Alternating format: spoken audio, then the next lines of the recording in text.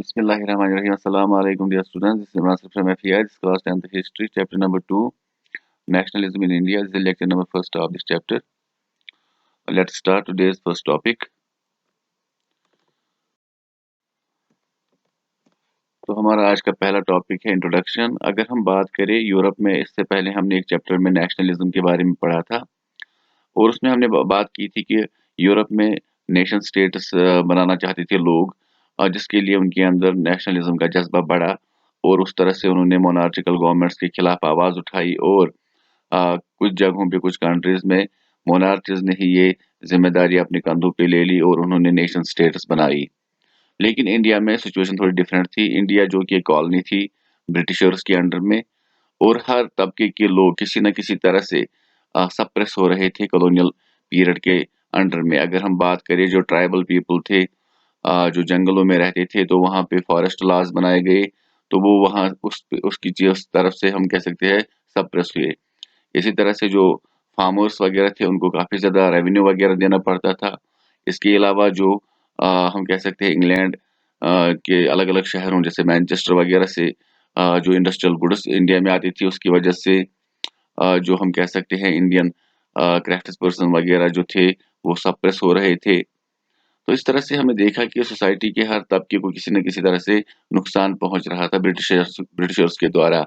तो ये सारे तबके मिले, तो इनमें जो नेशनलिज्म का जज्बा बढ़ा, वो एंटी कॉलोनियल मूवमेंट से जुड़ा हुआ है, क्योंकि ये सभी लोग कॉलोनियलिज्म को ख़त्म करना चाहते थे, क्योंकि उन्हें लगता था कि हमारे कॉमन एनिमी एक ही है, वो है हमारे जो यहाँ पे कॉलोनियल मास्टर्स है, ब्रिटिशर्स है।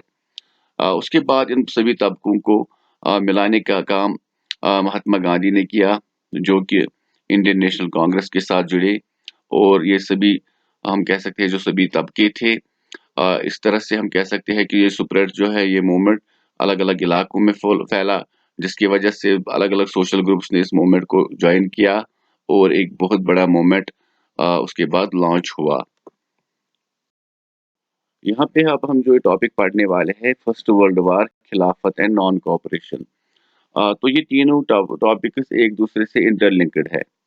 अगर सबसे पहले हम बात करें फर्स्ट वर्ल्ड वार का क्या इम्पैक्ट रहा इंडिया पे, जो फर्स्ट वर्ल्ड वार था, वो जो लड़ा गया था, उसकी वजह से new economic and political situation create हुई, क्योंकि उसमें काफ़ी ज़्यादा डिफेंस के ऊपर एक्सपेंडिचर खर्च हुआ, क्योंकि ये जो वार था 4 साल से भी ज़्यादा वक़्त तक चला, जिसकी वजह से काफ़ी ज़्यादा नुकसान का सामना करना पड़ा, ख़ासकर यूरोपियन कंट्रीज़ को।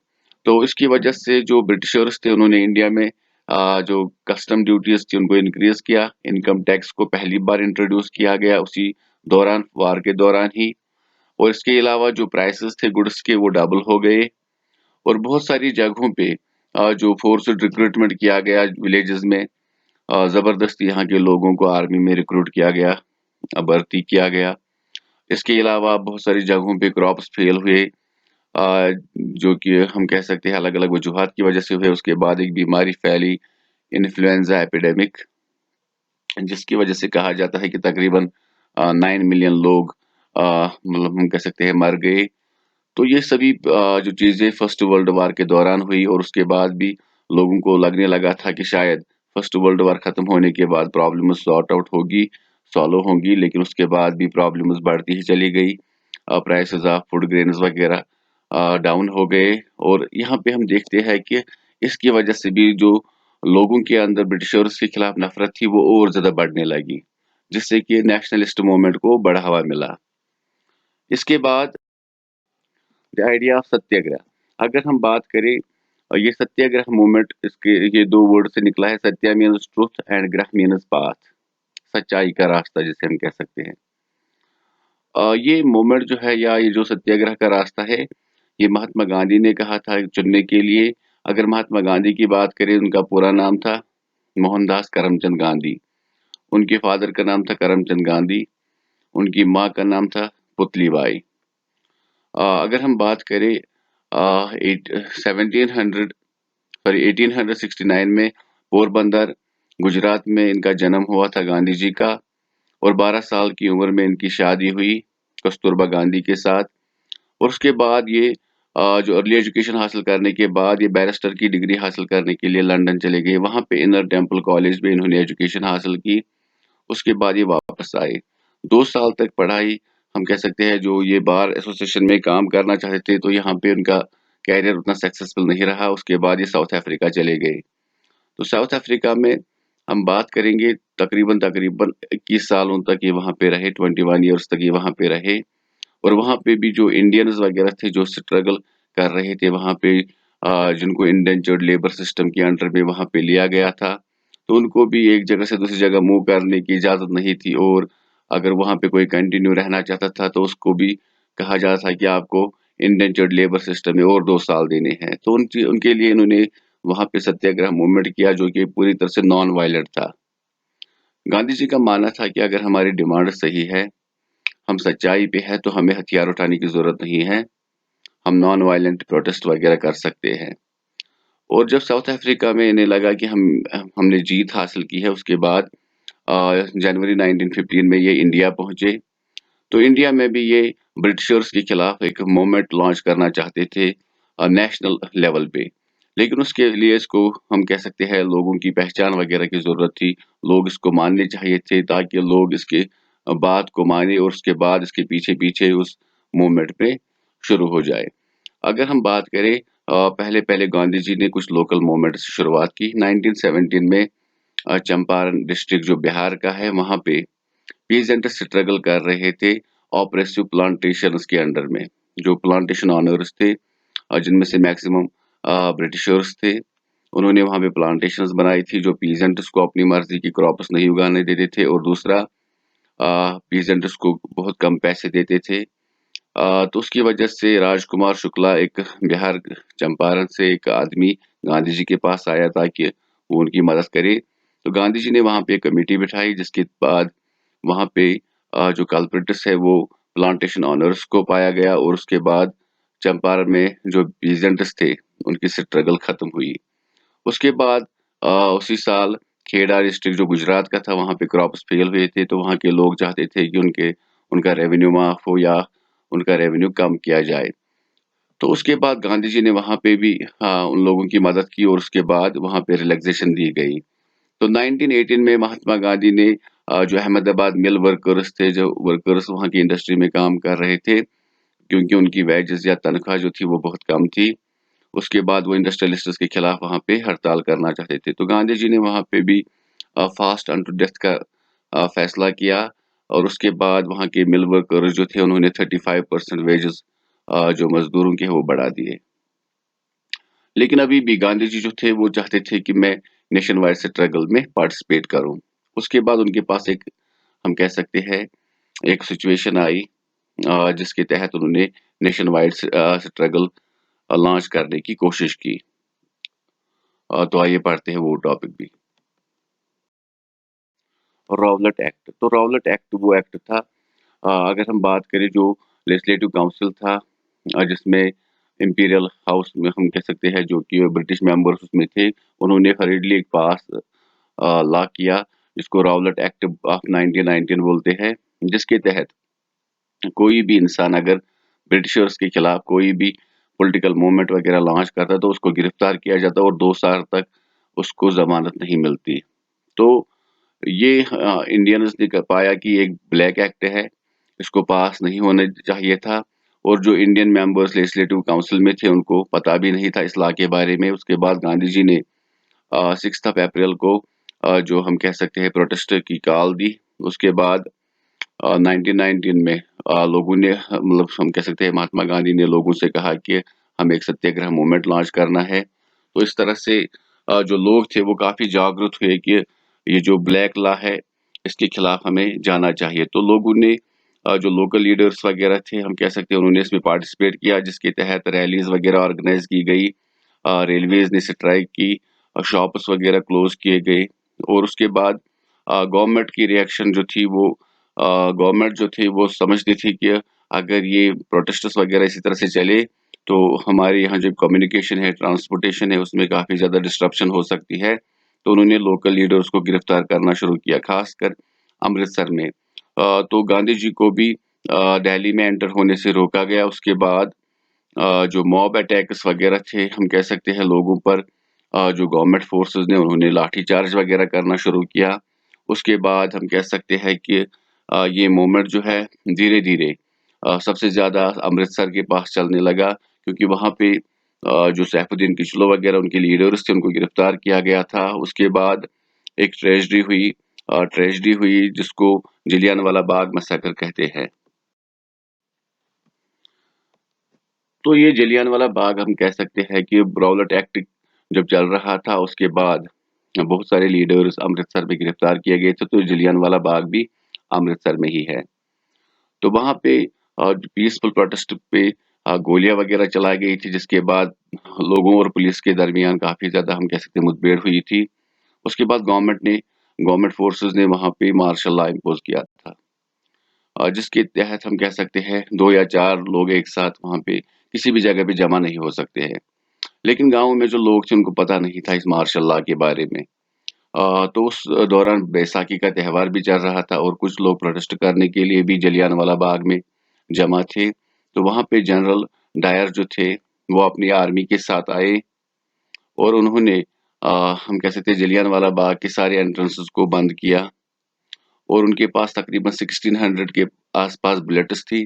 उन्होंने वो सारे लोगों पे एग्ज़ॉस्ट की और तकरीबन 5000 लोग उस बाग में जमा थे। जब वहाँ पे हर जगह से गोलियाँ चलनी शुरू हो गई, तो सैकड़ों लोग वहाँ पे मारे गए और सैकड़ों ज़ख्मी हो गए। उसके बाद आप सबको पता ही है कि जब इस तरह का इंसिडेंट होता है तो लोग गुस्से में आ जाते हैं, तो बहुत सारे लोग जो है उन्होंने स्ट्राइक्स की, उन्होंने क्लैशेस किए, पुलिस के साथ बहुत सारी जगहों पे क्लैशेस हुए, गवर्नमेंट बिल्डिंग्स पे अटैक किया गया और गवर्नमेंट फोर्सेस ने कोशिश की कि इस कोशिश को ये जो लोग प्रोटेस्ट वगैरह कर रहे हैं इसको सप्रेस किया जाए। बहुत सारी जो जगहों पे लोगों के साथ हम कह सकते हैं ह्यूमिलिएशन का सामना लोगों को करना पड़ा। उनको अपनी नोज़ जो है रब करनी पड़ी ग्राउंड के साथ और जो सोल्जर्स वगैरह थे या साहिब उनको सलाम करनी पड़ी। तो उसके बाद गांधी जी को जब लगा कि बहुत सारे लोग इसमें मर सकते हैं तो उन्होंने इस मूवमेंट को ऑफ किया, बंद किया। उसके बाद गांधी जी ने क्या सोचा? गांधी जी ने सोचा कि इस तरह का मूवमेंट अगर हमें फ्यूचर में अ, हम कह सकते हैं लॉन्च करना है तो उसमें हमें मुसलमानों की भी ज़रूरत पड़ेगी। तो मुसलमानों के साथ मिलकर हमें एक मूवमेंट लॉन्च करना होगा। तो उसी दौरान खिलाफत इश्यू चल रहा था। अगर हम बात करें ऑटोमन टर्की, जो टर्की पे हुकूमत रूल कर रही थी, जो डायनास्टी रूल कर रही थी, उनको ऑटोमन्स कहते थे। जब 1914 से 1918 तक फर्स्ट वर्ल्ड वॉर चल रहा था, उस वक़्त जो टर्की का रूलर था, उसको खलीफा का टाइटल दिया गया था, जो तमाम मुस्लिम वर्ल्ड के लिए एक स्पिरिचुअल लीडर था। लेकिन जब फर्स्ट वर्ल्ड वॉर में सेंट्रल पावर्स की तरफ से टर्की लड़ रहा था, तो उनको हार का सामना करना पड़ा क्योंकि उसमें अलाइड पावर्स की जीत हुई जिसमें ब्रिटेन, फ्रांस, रशिया और यूएसए था। अब मुसलमानों को डर सताने लगा कि खलीफा का जो टाइटल है वो एबॉलिश किया जाएगा और शायद जो टर्की है उसके साथ एक हार्श ट्रीटी की जा सकती है। अब बॉम्बे में जो मुसलमान थे उन्होंने एक कमेटी बनाई जिसका नाम रखा खिलाफत कमेटी, जिसके जो फाउंडर्स थे अली ब्रदर्स थे, जिसमें से एक का नाम था शौकत अली और दूसरे का नाम था मोहम्मद अली। अब ये जो दोनों ब्रदर्स थे ये चाहते थे कि जो ब्रिटिश हुकूमत इंडिया पे रूल कर रही है हम इनको बताएं कि टर्की के साथ मतलब हम कह सकते हैं हार्शली ट्रीट ना करे और वहाँ का जो खलीफा है उसका टाइटल ख़त्म ना किया जाए। तो यहाँ पे मैं बता दूँ उस वक़्त टर्की का जो रूलर था उसका नाम था अब्दुल मजीद सानी और अब्दुल मजीद सेकंड। अ, लेकिन उसके बाद अगर हम बात करें तो अब ये जो महात्मा गांधी थे वो चाहते थे कि अब मुसलमानों के साथ इस मूवमेंट में हम शरीक हो जाए और एक बहुत बड़ा मूवमेंट ब्रिटिशर्स के साथ लॉन्च किया जाए, जिसके बाद हो सकता है कि जो ब्रिटिशर्स है वो इंडिया छोड़कर चले जाए।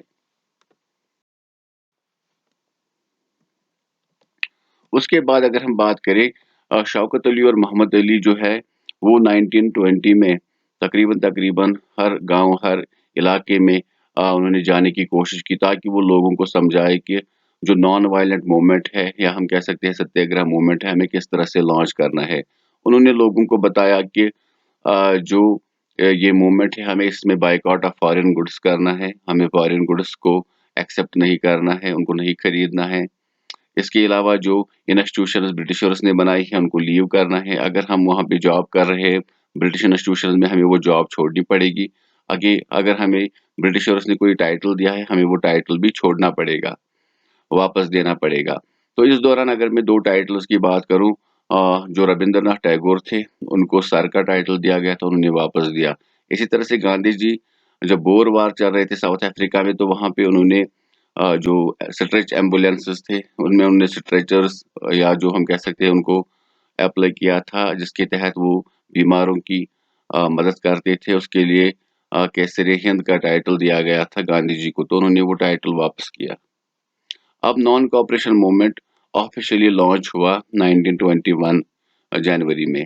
तो उसमें जो स्टूडेंट्स वगैरह थे, उन्होंने टाउन्स में क्या किया, टाउन्स में उन्होंने जो गवर्नमेंट इंस्टीट्यूशंस थे, स्कूल्स, कॉलेजेस, यूनिवर्सिटीज, उन्होंने वो सारे छोड़ दिए। दूसरा, टीचर्स, हेडमास्टर्स वगैरह ने अपनी जॉब छोड़ दी। जो लॉयर्स वगैरह थे, उन्होंने लीगल प्रैक्टिसेस छोड़ दी, उन्होंने कोर्ट्स छोड़ दिए जो ब्रिटिशर्स चला रहे थे। उसके बाद ये जो नॉन कोऑपरेशन मूवमेंट है, इसमें जो हम कह सकते हैं फॉरेन गुड्स का इस्तेमाल बंद किया गया, तो बहुत सारी जगहों पे जो फॉरेन क्लॉथ है उसको जलाया गया। पिकेटिंग ऑफ ये जो हम कहते हैं लिक्वर शॉप्स की एंट्रेंस को ब्लॉक किया गया। तो बहुत सारी जगहों पे अब गांधी जी ने लोगों को समझाया कि हमें जो यहाँ पे स्वदेशी कपड़ा है, खादी का कपड़ा जो हम खुद बनाते हैं, उसी का इस्तेमाल करना है। लेकिन उसके बाद धीरे-धीरे ये मूवमेंट जल्द ही सिटीज़ और टाउन्स में कम होने लगा, क्योंकि जिन स्टूडेंट्स ने स्कूल्स, कॉलेजेस, यूनिवर्सिटीज़ छोड़ी थी, उनके लिए कोई कोई अल्टरनेटिव नहीं था। उनको उनके पास इंडियंस ने कोई स्कूल, यूनिवर्सिटी नहीं बनाई थी, इसलिए उन्होंने वापस स्कूल्स, यूनिवर्सिटीज़ वगैरह जॉइन की। टीचर्स वगैरह, ये जो लॉयर्स वगैरह थे, उन्होंने भी प्रैक्टिसेस वापस जॉइन की। उसके बाद अगर हम फॉरेन क्लॉथ की बात करें, वो यहाँ के लोगों को सस्ता पड़ता था एज़ कम्पेयर टू खादी। तो उन्होंने फिर से फॉरेन क्लॉथ को हम कह सकते हैं इस्तेमाल करना शुरू किया। लेकिन अगर इकोनॉमिक पर्सपेक्टिव के हिसाब से देखें, नॉन कोऑपरेशन मूवमेंट 1921 से 22 तक चला। इस दौरान जो हम कह सकते हैं इम्पोर्ट ऑफ फॉरेन क्लॉथ वगैरह था, उसमें काफ़ी ज़्यादा कमी आई थी। उसके बाद rebellion in the country side.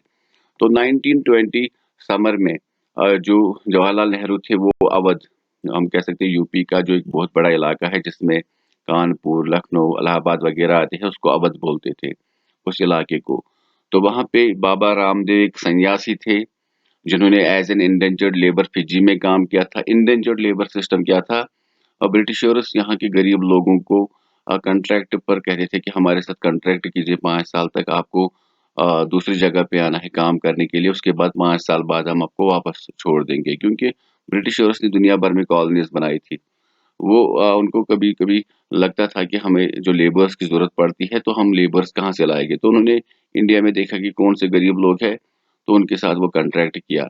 इसी तरह से जो बाबा रामदेव थे, इन्होंने बाबा रामचंद्र, इन्होंने यहाँ फिजी में अपना इंडेंचर्ड लेबर का ये जो पीरियड है वो ख़त्म किया था, उसके बाद वो वापस आए थे। उसके बाद जवाहरलाल नेहरू ने समर 1920 में पहली अवध किसान सभा बनाई। उसके बाद कुछ ही महीनों के अंदर 300 अलग-अलग किसान सभास बनी अवध और उसके एडजॉइनिंग एरियाज़ में। अब ये जो हम कह सकते हैं जो जो कंट्री साइड में लोग रह रहे थे, अवध में लोग रह रहे थे, इनकी डिमांड क्या थी?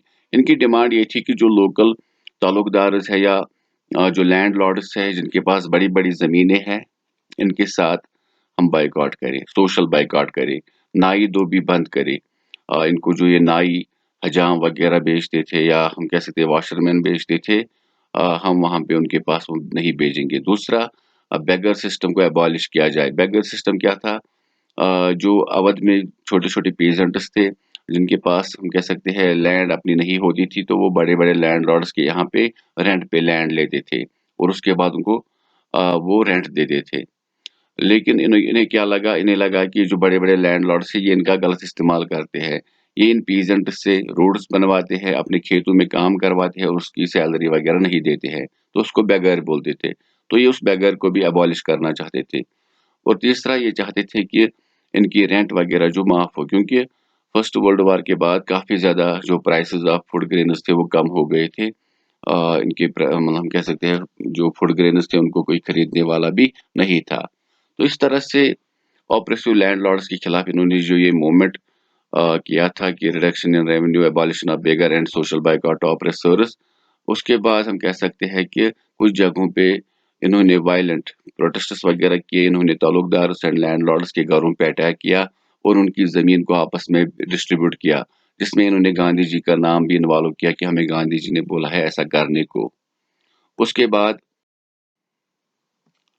ट्राइबल पीपल जैसे कि महात्मा गांधी के अंडर में जो ट्राइबल लोग थे, गौतम हिल्स की एग्जांपल लेते हैं आंध्र प्रदेश में, तो वहाँ पे उनका लीडर था लोरी सीताराम राजू, जिसके पास काफ़ी मिराकलस पावर्स थे। तो कहा जाता था कि किसी भी बीमारी का इलाज उनके पास था, यहाँ तक कि अगर किसी को गोली भी लगनी थी तो वो भी ठीक हो जाता था। उसके बाद अगर हम बात करें, लोरी सीताराम राजू ने गांधी जी की कॉल को एक्सेप्ट किया और उन्होंने भी कहा कि हमें ये जो बायकॉट फॉरेन गुड्स है उनका बायकॉट करना चाहिए, देसी चीज़ें हमें खादी वगैरह ही पहननी चाहिए। लेकिन नॉन कोऑपरेशन जो है उसके हम नॉन वायलेंस जो है उसके साथ हम गांधी जी का सपोर्ट नहीं कर रहे, क्योंकि अगर हमें ब्रिटिशर्स को यहाँ से भगाना है तो हमें वायलेंस करनी पड़ेगी। तो इन्होंने एक मिलिटेंट ग्रुप बनाया, उन्होंने अलग-अलग पोस्ट्स पे ब्रिटिशर्स के अटैक किया। उसके बाद ब्रिटिशर्स ने वापस रिटेलिएट किया और उसके बाद 1924 में अलाउद्दीन सीताराम राजू को पकड़कर मार डाला गया। और स्वराज प्लांटेशन, तो प्लांटेशन वर्कर्स जो बहुत सारी प्लांटेशंस वगैरह बनाई गई थी, चाय के बागात वगैरह आसाम साइड में बनाए गए थे, उनमें लैंड पीजेंट्स को काम पे लिया गया था। लेकिन 1859 में जो इनलैंड इमिग्रेशन एक्ट पास हुआ था उसके तहत ये वर्कर्स अपनी मर्जी से घर नहीं जा पाते थे। लेकिन जब इन्होंने भी स्वराज की कॉल सुनी, नॉन कोऑपरेशन की कॉल सुनी, तो इन्होंने भी प्लांटेशन छोड़ने का फैसला किया और ये जब रेलवे स्टेशन पहुंचे तो वहां पे भी हड़ताल थी और ये वहीं पे फंस गए। अब इनके पास एक कह सकते हैं यहाँ पे एक आशा आई थी कि जो गांधी जी है वो हमारे गांव में हमें हमारे बीच में जो लैंड है वो डिस्ट्रीब्यूट करेंगे। लेकिन यहाँ पे जो ट्राइबल्स थे या प्लांटेशन वर्कर्स थे, इनमें स्वतंत्र भारत या हम कह सकते हैं यूनाइटेड भारत का मतलब कंसेप्ट आया था। उसके बाद एक इंसिडेंट होता है चौरी चौरा इंसिडेंट।